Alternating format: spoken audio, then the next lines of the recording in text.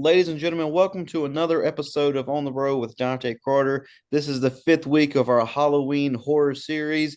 This is the first week of October, and what better way to start the first week of October than with the first Jason? Ladies and gentlemen, today's guest is Ari Lehman. Dante, how are you? I'm It's me, good, brother. Ari Lehman, rhymes with demon, the Yes, first sir. Jason Voorhes, Friday the 13th. Of course, I played the boy in the lake in the very first Friday the 13th, which was shot in 1979 and released in 1980. There it is. 45 years ago. Yeah, this is the 45th anniversary of Friday the 13th. But Dante, it's a good time to be a Jason fan or a Friday the 13th fan because we've got a new TV series coming out. We've got a new video game coming. We've got Universal Horror Nights is all about Jason, as well as a new feature film is in the works. So it's good. It's going to be the next 2 years are going to be all about Jason. Yeah, which is fantastic. I think that everybody should be happy with that. Uh, Yeah. Well, except for Michael and Freddie and yeah. All Leatherface the and Art the competition. Clown. Yes. Art the Yeah, Clown has one been on step the show. aside for now. It's Jason's turn. We all took turns.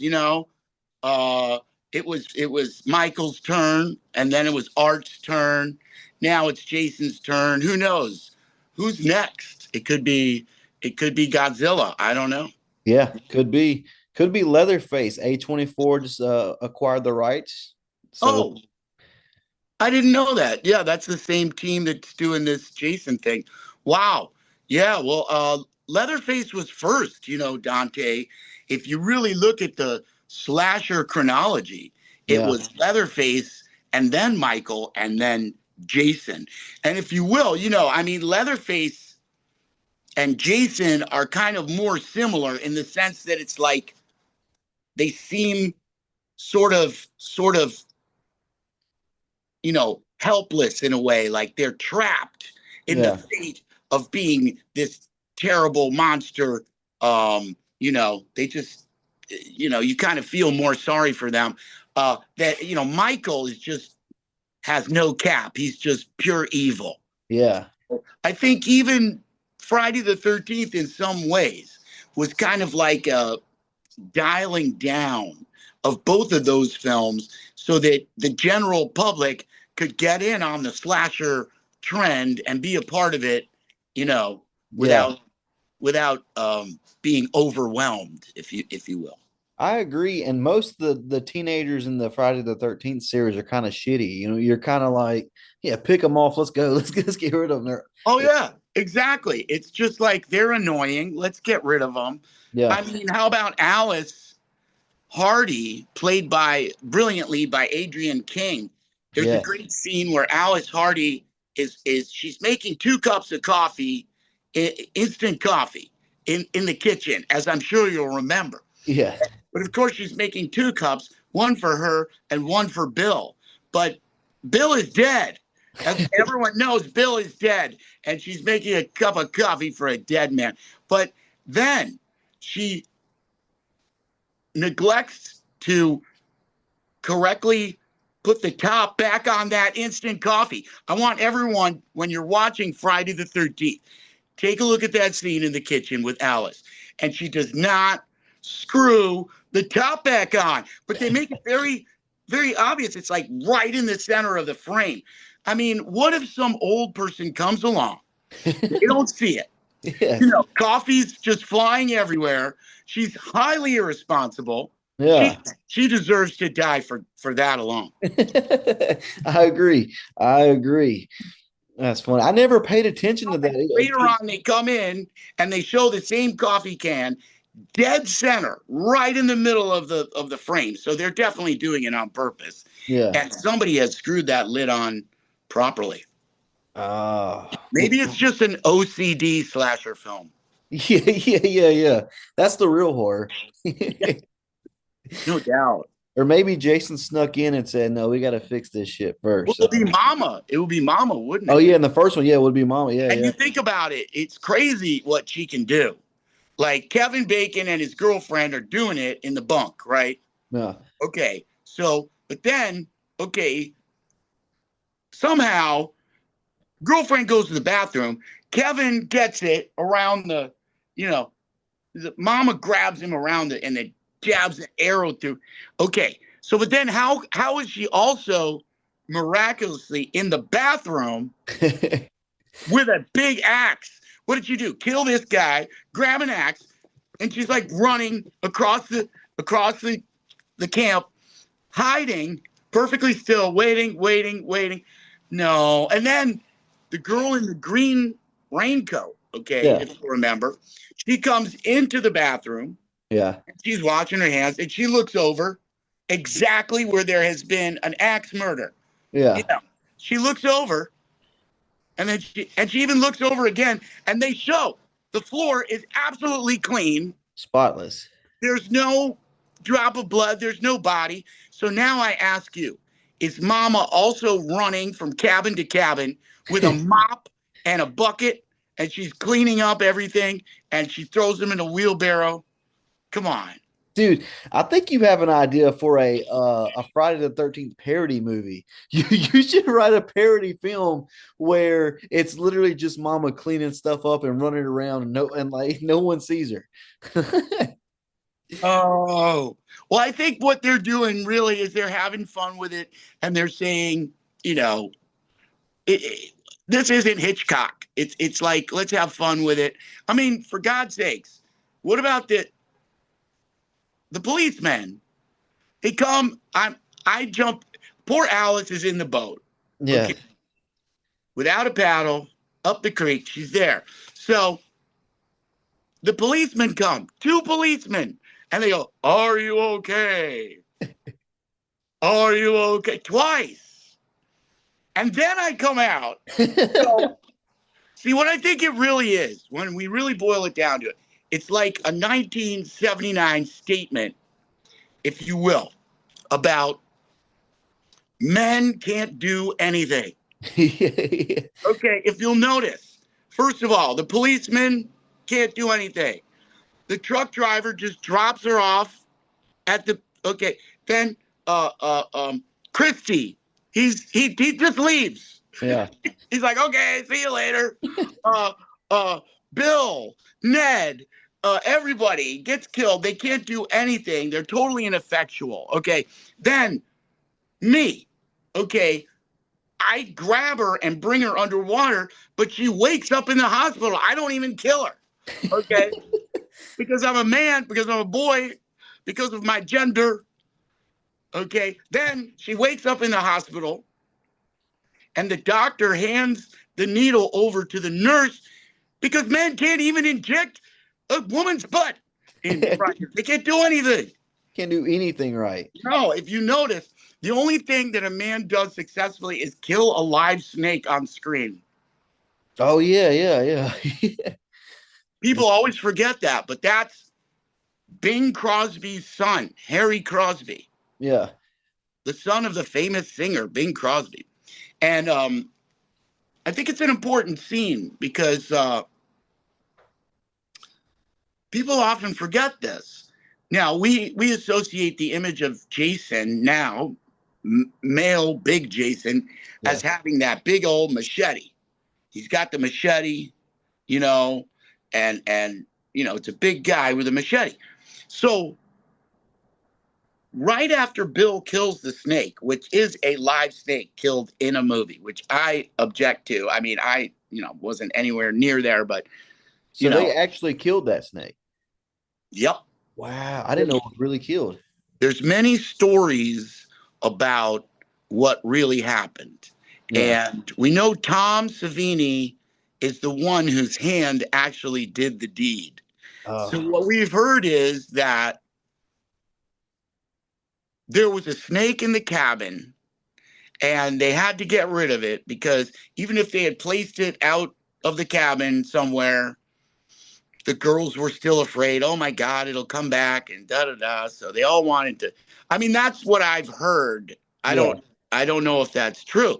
Another story I've heard is that it was the snake was supplied by a reptile wrangler, Mm. and that somehow they they weren't, you know, they weren't fully honest with this wrangler, and Mm. yeah, that's what I've heard, and that they were not pleased at the result of this. Oh. So I don't know which is true though, Dante. I wish if somebody could tell me. This is a mystery. But yeah. But what I was saying is not to get sidetracked on reptilians, would be that yes, in that scene we see yeah, he's leaning over with the machete. See, I've got a machete here. Yeah. He's leaning over with the machete, and there's all these feathers flying everywhere. It's a really cool little moment, but to me, it's a strangely psychic moment. Uh, Like, how did they see into the future? Like, how did they know? It's oddly looks exactly like it's like a foreshadowing of Jason. yeah. Also, what it reminds me of a lot, especially the casting of Harry Crosby, just because how he looks. It's very similar to an actor in a movie, um, which is called Dementia 13. Have you seen Dementia? Dementia 13 is a Francis Ford Coppola movie. Mm. Okay, it's Francis Ford Coppola, and it's black and white. Mm. And in many ways, I think that Victor must have seen Dementia 13, because Dementia 13 is basically the same story as Friday the 13th, except it doesn't take place at a summer camp. It takes place at a wealthy woman's estate.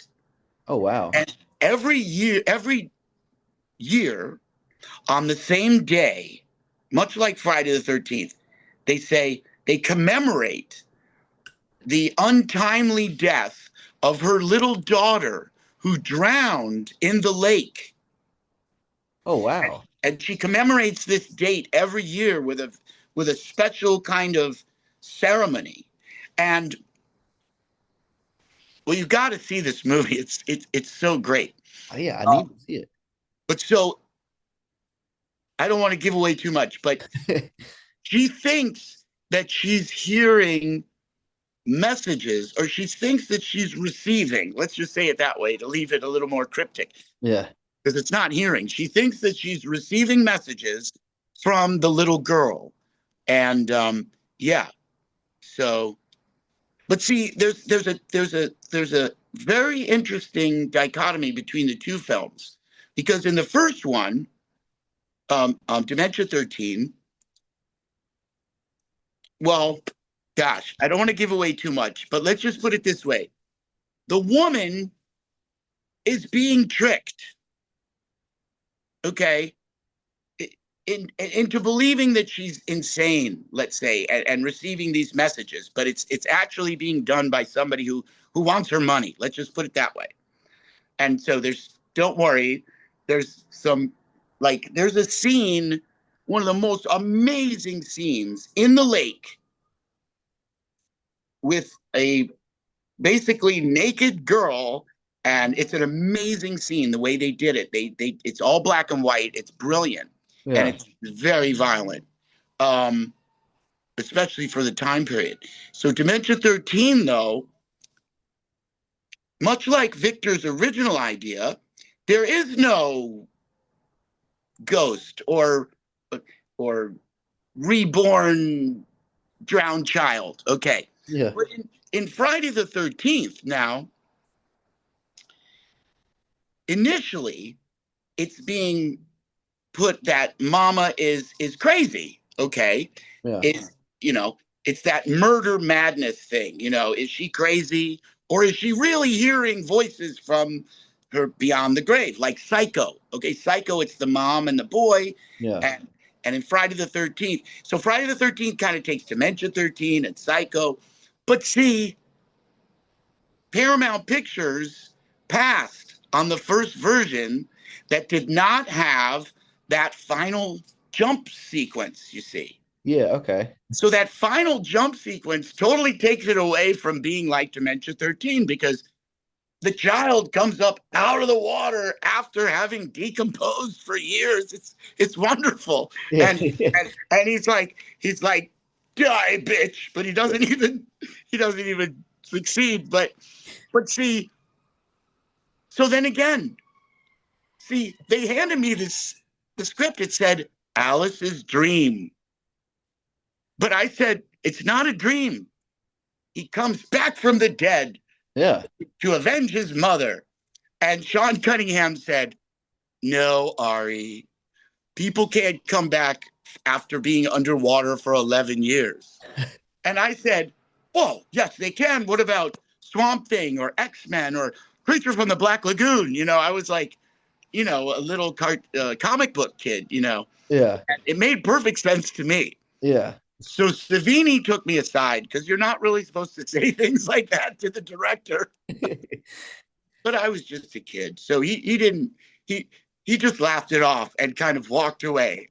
But Yeah. I was still. So Savini said, "Look, if you're a ghost in a dream, you would think that you're real. So play it that way." And then I said, "Fine, but Jason's real." And he So is.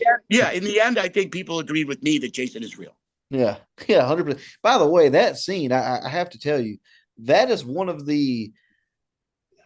earliest, one of the biggest early jump scares of my childhood. I remember my grandparent, my parent, they used to love horror movies. We'd watch them all the time. My mom always used to torture us with horror movies. And she was watching that one and she was like, look, it's over. Like the boogeyman's gone, the bad guy's gone. I was like, okay. And then boom, out the water. And I, as a kid, shit my pants. I'm screaming, I'm crying. So so it's really But cool.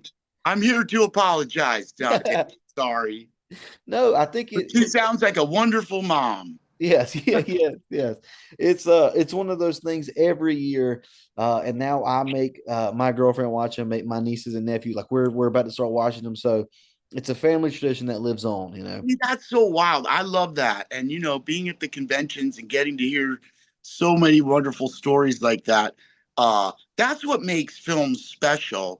And that's what makes it so wonderful to meet everybody because you've had some distinct experiences throughout your life connected to this film. Yeah.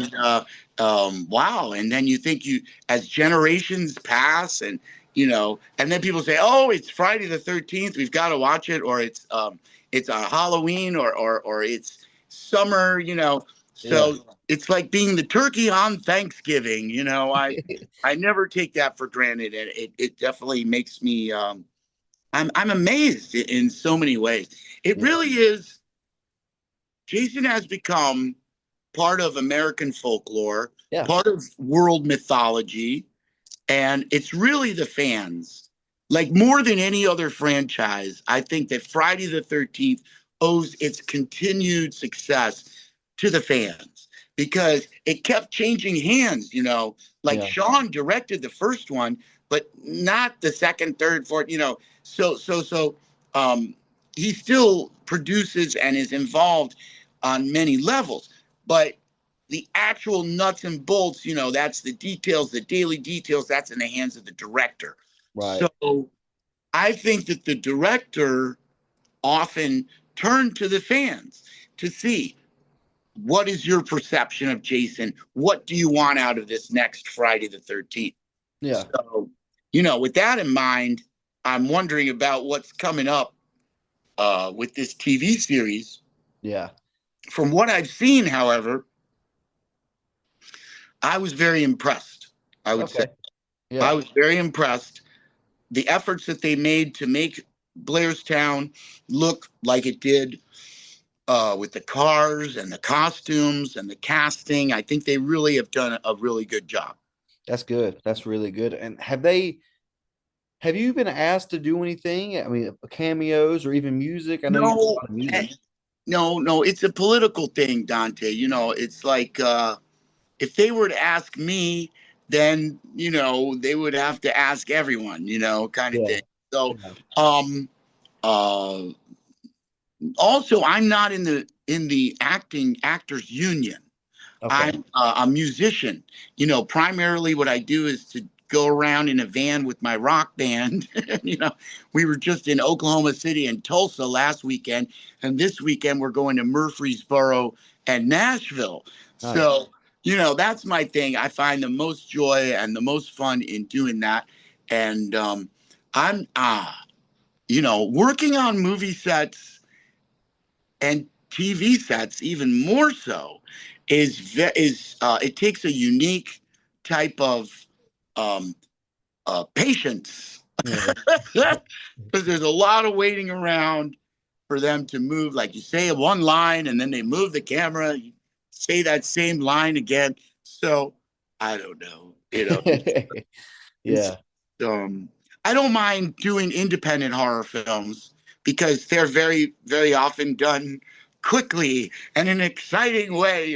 People, Yeah. when we shoot an independent film, it's like, oh, Ari's here, let's have fun. And you say something and oh, cut. And oh boy, isn't this fun? And they release it. And that's wonderful. And I would say 3 out of 5 of those are pretty good. You know, Yeah. 1 out of 5 is horrible and 1 out of 5 are don't watch, but three, that's like the Barn series that I'm in. They did the Barn 1, 2, and now 3. I would recommend those are well done. um you know but on a feature film set, oh my god, it's just whew. They have to make sure that they got the shot. And so it could take a whole day to do one little scene. And, I don't know. Now, what is the movie The Barn? Where's that streaming at? Do you know where it's streaming right off? Well, yeah, it's on Screambox. In fact, it's The Barn 2 was right behind Terrifier 2 for over 10 weeks on Screambox. Oh So wow. yeah, and the Barn 2 has one of the top 3 of the most playthroughs. Like, in other words, people have watched the entire movie. Yeah. Hell Um, yeah. Now, The Barn is not, it's a horror film and it's got some wonderful, gory, um, you know, effects. And it's also got some, you know, great nudity as well, which are 2 factors everybody loves, Yeah. and it's a heck of a lot of fun. Um, I'm in it. Doug Bradley is in it. Linnea Quigley is in it. Lovely Lloyd name. Kaufman is in it. Joe Bob Briggs and Darcy are in it. Oh Um, wow. yeah, it's too much fun. You got to watch that one. So Yeah. they already finished The Barn 3, which stars Courtney Gaines, who played Malachi in Children of the Corn. Yes. Uh, Yeah. Yeah. Another you should get him on here, but because Courtney is a wonderful character and has great anecdotes. Um, but yeah, he's the star of The Barn 3, and my character comes back in The Barn 3 as well with Nice. some fantastic special effects, costume, makeup, which I can't reveal to you. But Hell yeah. Yes. Oh, I would wow, they definitely. did such a good job. So I can't wait to see The Barn 3. I'm very eager to see that.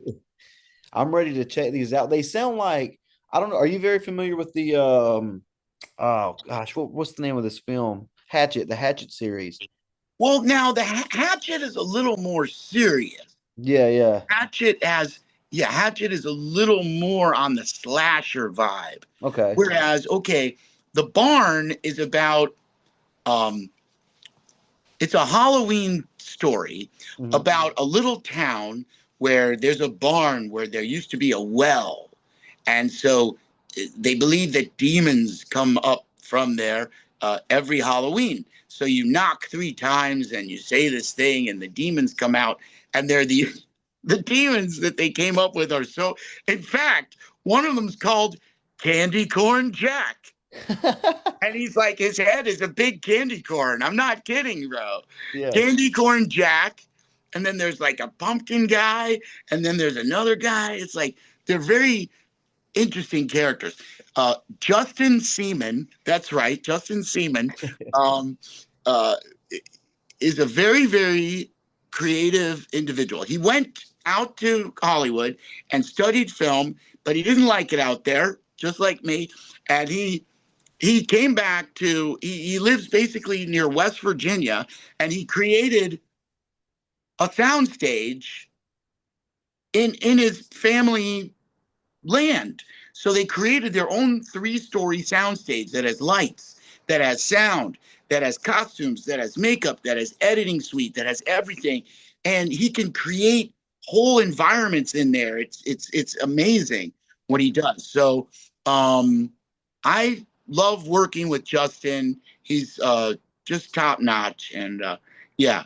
And but even on his films, yeah, it can be pretty much like working on a feature film. Yeah, yeah. But the last one I did, they did such great. What a costume! Oh my god! And then okay, I'm in another crazy film. Like if you want a totally off the wall crazy film that I'm in, that would be Lust, Magic, and the Witch's Sabbath. Ooh, Okay, it's a crazy Lust, title. Magic, and the Witch's Sabbath, in which I play none other than Mephistopheles himself, Nice. and I initiate a young witch, um, as it were. So it's that one is I don't have many lines, Yeah. but the costume is amazing again on that one. Wow. So so yeah, I'm gonna have to check these there's out. yeah, both of those are definitely worth a watch. Yeah. I definitely want to check them out, stream those, and especially like you said, like the names you were rattling off in the barn and all that. But it sounds like I love Halloween, and it sounds like the perfect homage to horror movies. A lot of actors, a lot of really good actors in them. So, And the barn, it's got a great storyline. They really, I think that's why it has all the playthroughs. It really does have a great storyline. And then in the barn too, they kind of put a good dose of comedy into it. oh, So good, it's like yeah, starts off with the saga, and then the comedy comes in, and then I'll bet you it gets really funny in the barn three. But I I, yeah, I didn't read the whole script, so. good. I'm excited. I do stand up comedy. I love comedy, so I'm very excited. But anytime you can bring them together and mix them together, I fucking love that. So, Oh, I agree. Like I love Young Frankenstein. yes, yes, yes. Also, Elvira. She's the Elvira. greatest horror comedian. Her timing. Oh my gosh. She's Yeah, just funny as hell. she gets it. She always like yeah, Elvira, and then two like there's something always about Elvira like young men are obviously just like in love with her. It's like she really does put a trance on people. Like she really does just get people to Oh, fall. no doubt. She's my dear friend, Cassandra. Yeah, I don't get to see her enough. I mean, I'm friends with her in the sense that when we see each other at a convention, hey, my friend. But and sometimes she gives me a little advice about things. But in general, I just say, the queen, the queen, yeah. and she's just always so encouraging and No, supportive. that's awesome. That's Yeah. great. Let's go into your music a little bit. You started the band the first Jason, or First just first Jason. Jason. Yeah. Yes, First Jason. Oh, yeah. yeah. I First love Jason, our first album came out in 2009. Yeah. yeah, yeah, and release the album, release the EP. And now you're touring with that band. How was life on the road compared to life in the movies? You've kind of talked about it a little bit. You Yeah. prefer life on the road, but Yeah. Well, first Jason. Okay. So I worked for Interscope Records as a touring musician. mhm. Um, um, Working together with a band from West Africa and then with bands from Jamaica. And so I worked for Tough Gong and Interscope. So I already had that, background of being a professional musician. No, Then when I saw the whole horror market, I realized, okay, I've got to put together a metal project because every metalhead and every punk is a horror fan. Okay. So I began first Jason. The first album came out in 2009 called Jason is Watching. I had the help of members of a drummer that had worked with Cro-Mags, and a bass player that is the bass player for Macabre. They had a little hiatus. Now Macabre is back out there and touring. They just toured Europe, in fact. Nice. This is one of the most influential death metal bands, one of the first bands to use double bass drum on an entire album, and that's like 25 years ago. Yeah. So the first album, Jason is Watching, got a lot of love. And so I started to tour both at little venues and haunted houses and at horror conventions. So then we came out with the Lord of the Lake album and the videos for that, which helped us enormously. One song called Voorhes is the name, and another one called Kill for Mother, which got a lot of attention. Yeah. Then, okay, we put out two more videos, The Price of Peace, and we got the attention of other bands. The first one to help us was Incantation, which is a thrash band run by John McKenty. So the first big event he invited us to was the it's called Carolina Chainsaw Massacre, which is all thrash bands. Yeah. And Nuclear Assault was there, and Incantation, and it was insane. So then Spencer Charnas of Ice Nine Kills reached out to me, and we started to do some collaborations. So he had me sing on one of their songs, the one about Friday the 13th. Oh, They yeah. did an acoustic version of Thank God It's Friday. So that's on the Silver Scream director's uncut version, the final cut of Silver Scream by Ice Nine Kills. Then Spencer sang on one of our songs. So if you go to YouTube and you look up First Jason the Scapegoat, you'll see Spencer Charnas from Ice Nine Kills singing on a First Jason track. Oh, Of yeah. course, that led to more and more interest. The Juggalos reached out. We Twisted. We worked together with Twisted. Now we did a song which was a collaboration with Twisted and Tim Capello, Courtney Gaines, Alex Vincent from Child's Play, and Nice. that was a lot of fun. That's called Killing It. Oh, So yeah. then I kind of realized, hey, I got to get back in the studio and record a new album. It's time for a new album. So by the time I got to the third song, I got a call from CDN Records. We Mm-hmm. had been performing in Canada at Nightmare in the Falls, which is an amazing event. Frightmare in the Falls, right? Frightmare in the Falls. And it's an amazing event in Niagara Falls. So that's what got us signed to CDN Records. Now, the guy who runs CDN Records had a great idea. He said to me, why don't you talk to Harry Manfredini, the soundtrack composer of Friday the 13th, and ask him, would he collab with me in some way? Because I'm good friends with Harry, and he's one of the most wonderful people, Harry Manfredini. So I sent Harry the 7 tracks of the album, and I figured he was going to send me one introduction, like for the whole album. Yeah. But no, he sent us 7 separate introductions. One, they're all over a minute long, and they're all based on the song that they precede, which, is so gratifying and humbling to me that the soundtrack composer of Friday the 13th would do that. And so now the album, it's a cinematic piece followed by a metal song and another cinematic piece and a punk song, and it just goes on like that. It's really a great listen. Yeah. It's super fun, and I think that in many ways that participation really kind of legitimizes everything about First Jason. Yeah. Now we're on a label. Harry Manfredini's with us, and what's more, we the new CD is, so we got a new drummer named Crumpy, who's also an artist, and he does this badass like metal artwork. Yeah. So the new CD, there's a booklet with panels of the music, of the lyrics, and then the artwork. So each song has its own dedicated artwork. All right. That's awesome. And I just think that's going to be a lot of fun now to autograph this CD at shows. And also Harry Manfredini can autograph it too. Yeah. So it's I think that's really very special. That's fucking awesome, man. That's really cool. And I'm sure y'all how many times have you heard, how many times have you been reached out to about people trying to book shows on Friday the 13th and wanting your band? Well, Friday the 13th get booked up months in advance, just like the whole month of October. And Yeah, I'm very, very thankful about that.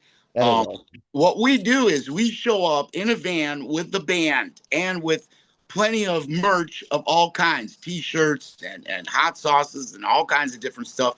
Um, and really kind of make it into an event because, all throughout the country, there's people who love horror so much. Horror family, man. We've got all the bands, but you've got haunters, you've Yeah, got hearse enthusiasts, you've got tattoo artists, you've got uh, horror burlesque troops, you've yeah, got podcasters like yourself, the scream queens, and all those wonderful horror hosts yeah, and everything. So it's a big, big family across the country and across the world, really. yeah, We just love to show up and have fun, and that's what it's all about to us. You know, Horror, as scary and as frightening as it can be, and sometimes makes you think a little too. But all of that can be fun. I think and in many ways, a lot of people find things that are dark and scary and maybe a little sexy more fun yeah. than I don't know, the alternative. Right. So we're happy to be there for the dark siders, and but we bring a lot of laughs and a lot of good times, and that's what First Jason is about. We bring the music and we bring the meet and greet. And we love to talk about horror, whether it's horror literature, horror art, horror movies. Don't be afraid. We love to talk about all that stuff. We're not like a lot of the other bands who wear a lot of costumes and masks and might, bring a lot of fake blood and everything. But we love those guys. We Yeah, yeah. love those guys too. We're just a little different um, than them. But Yeah. Now, where can we catch you coming up? I know you said you got Nashville this upcoming weekend, I believe. Nashville is this weekend. Then we're going to Cumberland Con in Kentucky. Then we're at Tommy's Tattoo Con. That's Mohegan Sun Casino Oh, in, nice. in Connecticut. Yeah. And then I'm going to be at Nightmare Weekend Richmond in Richmond, Virginia. But the best thing to do is just take a look at First Jason Official on Facebook Okay. or First Jason 13 on Instagram. I'm constantly putting up all kinds of videos and announcements. Okay. Yeah, and I'll link those in the description here too. I want to make sure people are following you and supporting you, man. Um, Absolutely. Well, and you're calling it on the road, man. That's our life on the road. I was just driving down to Oklahoma, and there's something that we get that nobody gets except maybe the truck drivers. And it's just that experience of the open road when you know we got to get everybody out the hotel and down the road and on the highway, and yeah, I got to make sure everybody has all their gear and also is in good spirits and they got money in their pocket, and that just then once all that wonderful thing, we start looking around us, and sometimes we see just the most beautiful mountains and the sunsets and sunrises and going across the plains, and you see the thunder and wow, the vast open spaces. It's really something else. I think that I'll never, it never gets old. yeah. Uh, so that's an aspect of being a traveling musician Mhm. that I think um, doesn't get mentioned enough. Like we visited the first American museum in Oklahoma City, which is a Native American museum. Hell yeah. Wow, what an experience! And to do that all together as a band, I think that again, it's fun, and learning together is fun like that. Yeah. And then there's a spiritual vibe, too, that I think uh, that inhabits a group of people that travels together. Yeah, So 100%. we're endeavoring to just bring good vibes wherever we go. That's awesome, man. And I host a lot of events and stuff too. I'll try to get with you next Friday the 13th. I'll try to start planning, man. We got and we won't do this on the Where podcast. are you located? Where are you at? South Carolina. I don't know if you've ever, Oh, okay, cool. yeah, right down the road from Charlotte, not very far from Charlotte at all. You should go to Carolina Chainsaw Massacre if you Yeah. can. Where is that Yeah. at? I can't remember which town it's in. Darn it. I'll look it up. I'll definitely look it up. And Yeah, it sounds like Carolina Chainsaw Massacre, run by Incantation. Anybody in that area? Oh my God, you're talking about just giants of musicianship. yeah. Because thrash metal is the most complicated and the most. It's Oh, like just 100%. mind blower, bro. Yeah. Yes, dude. I gotta get you. I gotta try to get you with a show down here, man. We got Lake Watery. I don't know if you're how familiar you are with it. Lake Watery. We have a venue down here with a huge stage outside on the water. Uh, Oh a Friday the 13th concert there would be fantastic. I'll try to yeah, talk we to the love playing venue by again. lakes. Anytime. Let's set it up for next year. Yeah, that's what we like I said. We won't do it on here, but I'll probably shoot you an email with all that information. We'll try to get something set up, brother. But Cool. I Thank you, appreciate your time Dante. so much, man. I don't Quick want to. question for you. Have Okay, you read the Jack Kerouac book, On the Road? I have not. Oh man, you got to get it. I know, especially You with it got to being read yeah, On the Road. It's, yeah. it's a short book too. It's a quick read. You'll I love need it. I need to get it. The reason why I started this podcast is, like I said, doing stand up comedy and hosting show. I host events and stuff all the time, so I'm constantly traveling, like you said, going to different venues and stuff. And so originally, I was like, okay, on the road, we're going to call people as we're traveling, interview them, and that was the whole thing. But these past five episodes, all of my Halloween episodes, I've been in the living because I'm such a Halloween fanboy. I've been in the living room so I could just sit and really like embrace what I'm Word. talking to. So Well, I guess in the future we could set up something. I could call in from the van or something. We could call oh in from On the Road and be like, "We're on the road, bro." yes, that would be awesome. We're both on the road, man. That would be fantastic. It would be really Yeah. cool. I'm at a QT, brother. Yeah. Yeah, man. That's uh yeah. I, We have to I rely on QT and Seven yes, Eleven. the Oh, shells and all. it. That's what would we do without those people? But it's funny. Sometimes you're at those truck stops and you meet the coolest people. Yeah, It's amazing. It's yeah. like they have a little word of wisdom and send you on your way. It's incredible.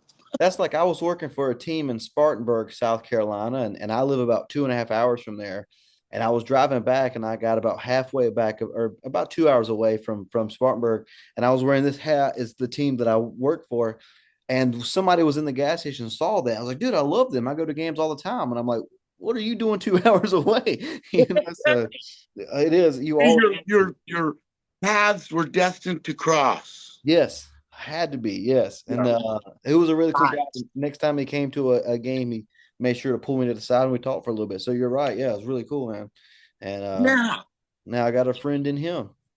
Yeah, man. Well, I'll tell you another one real quick. We were traveling across, and it was winter time, and the driver said, "I don't want to get out. Would you put the gas in the tank?" I said, "Sure, sir, no problem, no problem."